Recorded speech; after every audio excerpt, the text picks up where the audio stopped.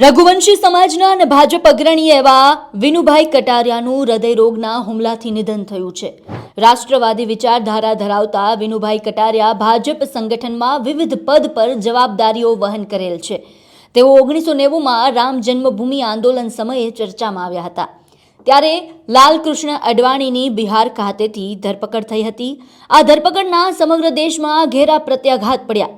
ત્યારે વાંકાનેરના વતની સ્વર્ગીય રસિકલાલ અનડકટ અને વિનુભાઈ કટારિયા રાજકોટ એરપોર્ટ ખાતે રાજકોટથી મુંબઈ જતા પ્લેનને હાઇજેક કરવાના હેતુથી ગયા।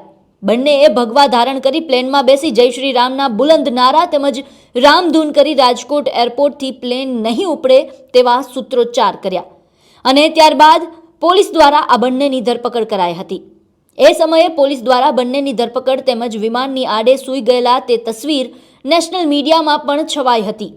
આ ઘટનાના ઘેરા પ્રત્યાઘાત બાદ અડવાણી જ્યારે રાજકોટ આવ્યા તો તેમણે આ બંનેના સાહસ તેમજ હિંમતભર્યા પ્રયાસની નોંધ લઈ તેમની પીઠ થાબડી। ત્યારે હવે રઘુવંશી સમાજના વિનુભાઈ કટારિયાએ દુનિયાથી વિદાય લીધી છે। ત્યારે રઘુવંશી સમાજ સહિત સમગ્ર પંથકમાં ઘેરા શોકની લાગણી છે।